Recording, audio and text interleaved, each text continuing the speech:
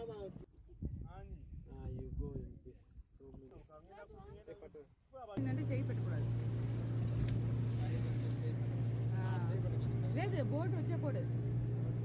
Hi friends, welcome back to our channel Story with Tanya Nivi. நம்ம இன்னைக்கு வந்திருக்க இடம் வந்து மஹாம்பா ஸ்வாம்ப், அதாவது மஹாம்பா சதுப்பு நிலம். ஏன் இந்த சதுப்பு நிலத்துக்கு எங்களை கூட்டிகிட்டு வந்திருக்க அப்படின்னு தான் நீங்கள் நினைக்கிறீங்க. இந்த சதுப்பு நிலத்தில் ஒரு அதிசயமான ஒரு பறவை இருக்குங்க. அதை பற்றி தான் நம்ம இந்த வீடியோவில் பார்க்க போகிறோம். So without further delay let's get into this video. முதல்ல இந்த மஹாம்பா ஸ்வாம்ப் சதுப்பு நிலத்தை பற்றி கொஞ்சம் தெரிஞ்சுக்கலாம். இது எங்கே இருக்குது அப்படின்னா, உகாண்டாவில் இருக்க என்டபே அப்படின்ற பிளேஸில் இருந்து 40 கிலோமீட்டர் தூரத்தில் இருக்குது. 1 ஹவரில் நம்ம வந்து ரோடு வழியாக நம்ம போய் ரீச் பண்ணிடலாம். இந்த மஹாம்பா சதுப்பு நிலம் வந்து சுமார் 2024 ஹெக்டேர் நிலப்பரப்பில் விக்டோரியா ஏரிக்கரையில் அமைந்திருக்கு.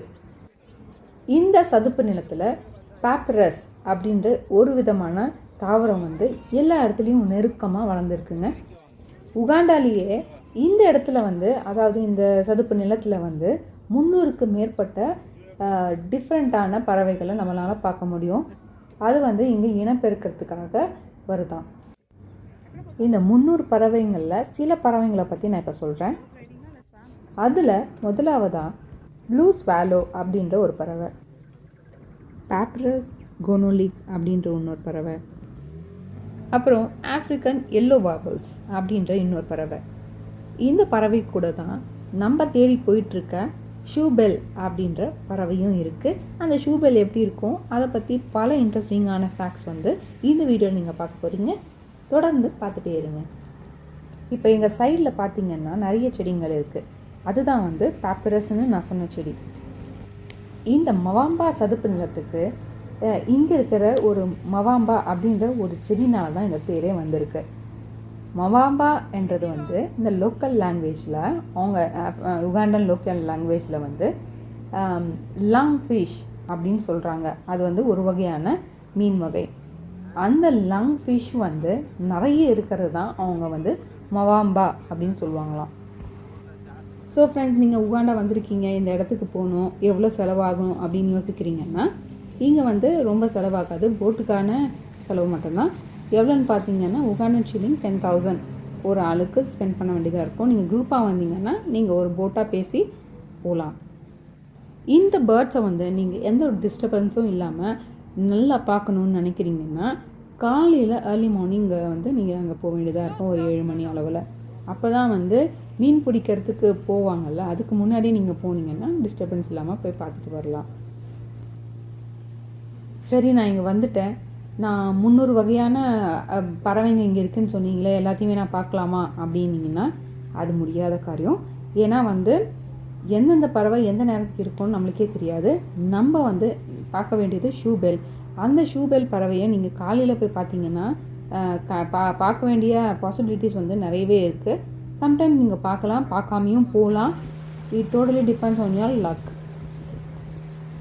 ஆனால் இந்த இடத்துல இருக்கிறவங்க சொல்கிறாங்க, நீங்கள் இந்த மவாம்பா ஸ்வாம்புக்கு வந்தீங்கன்னா, இந்த சதுப்பு நிலத்தில் கண்டிப்பாக ஒரு பறவையாவது நம்ம பார்த்துடலாம் ஷூபெல்ல. ஏன்னா வந்து உகாண்டாவில் சில இடங்களில் தான் வந்து இந்த பறவையை பார்க்க முடியும். அதில் ஒரு இடம்தான் இந்த சதுப்பு நிலம். ஸோ கண்டிப்பாக நீங்கள் வந்தீங்கன்னா ஒரு பறவையாவது நீங்கள் எப்படியாவது பார்த்துடலாம். இந்த பறவை உகாண்டாவில் மட்டும் இல்லைங்க, ருவாண்டா, தன்சானியா, ஜாம்பியா, அப்புறம் சவுத் சூடானில் கூட பார்க்கலாம் அப்படின்னு சொல்கிறாங்க.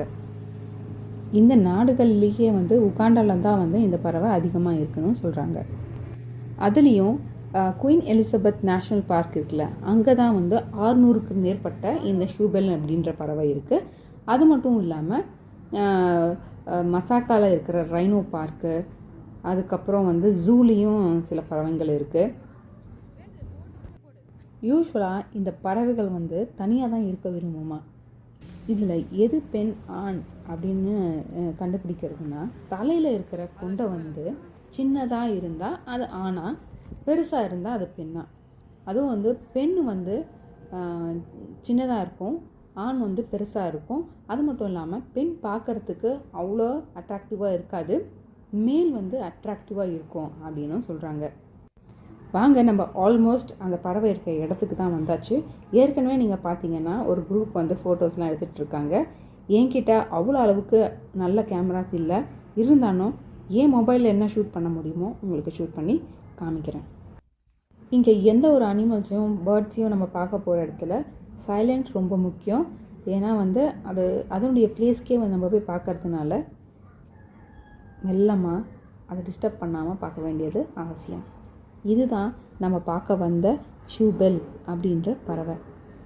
இதுக்கு ஷூபெல் அப்படின்ற பேர் எதுக்கு வந்ததுன்னா அதனுடைய அழகனுடைய வடிவமைப்புனால தான் வந்திருக்கு. அதை பார்த்தீங்கன்னா ஷூ மாதிரியே இருக்கும். இந்த ஷூபில் பறவைகள் வந்து மோஸ்ட்லி இந்த மாதிரி சதுப்பு நிலத்தில் தான் இருக்கும். இந்த பறவைக்கு பிடிச்சி சாப்பிட்ற மீனில் ஒன்று தான் வந்து லங் மீன், அதாவது நம்ம பார்த்தோம்ல ஏற்கனவே.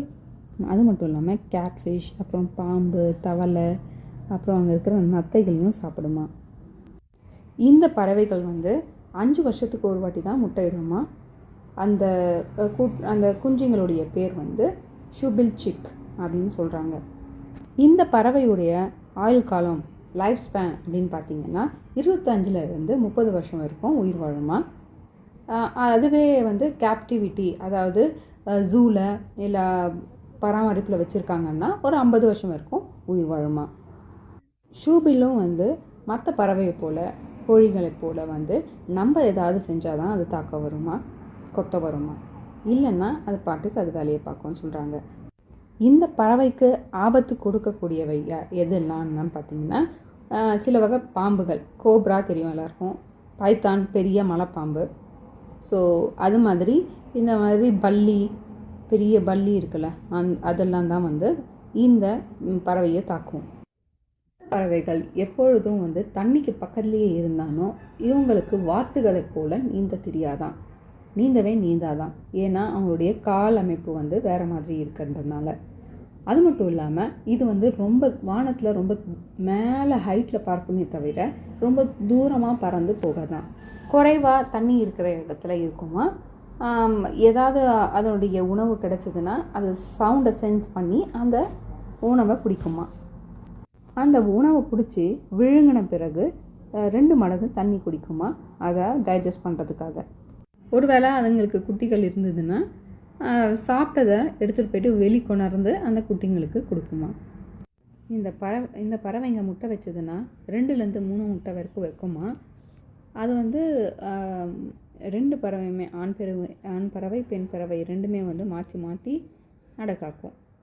அடை காத்து சம்டைம்ஸ் என்ன ஆகும்னா ரொம்ப சூடாகும் அப்படின்றதுனால தண்ணி எடுத்து அந்த முட்டை மேலே ஊற்றி விடுமா. இந்த குட்டி பறவைகள் அதுக்குள்ளே இருந்து வருதில்ல, அந்த பறவைகள் ஒன்றோட ஒன்று சண்டை போட்டு ஏதாவது ஒரு பறவையை கொன்னுடுமா, குட்டி பறவையை. அதனால் மேக்ஸிமம் இது வந்து முட்டை எத்தனை இட்டானோ ஒரு குட்டி தான் மிஞ்சுமா.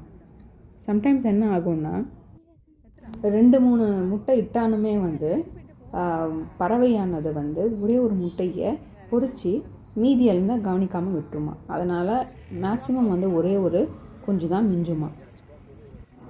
அந்த ஒரு குஞ்சியை கூட வந்து 1 வருஷத்தில் வந்து அது தனியாக விட்டுருமா. அது இண்டிபெண்ட்டாக அது வளர ஆரம்பிச்சிடும்.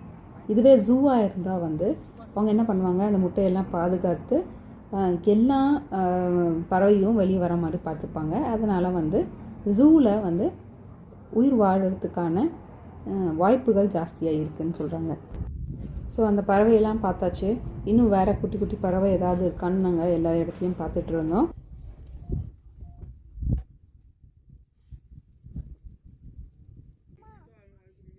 அதுதான் ஷூபில்.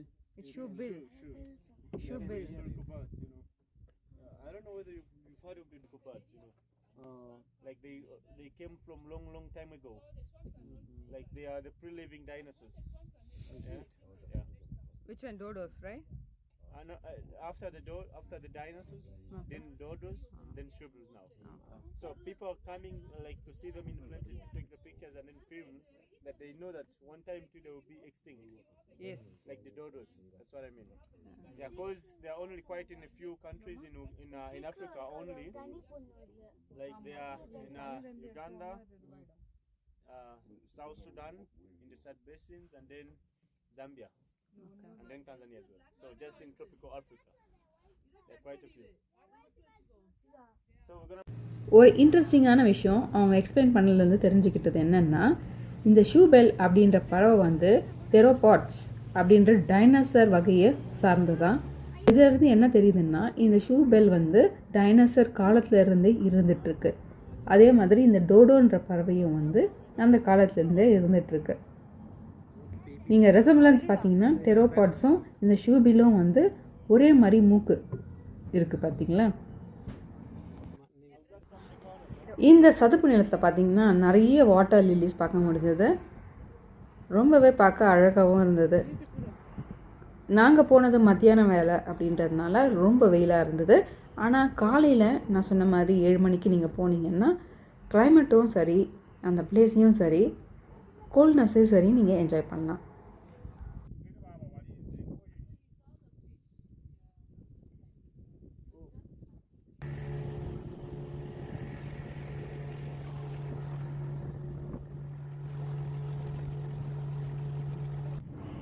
என்னங்க ஃப்ரெண்ட்ஸ், ஷூபெல்லை பற்றி நிறைய விஷயங்கள் தெரிஞ்சுக்கிட்டீங்களா?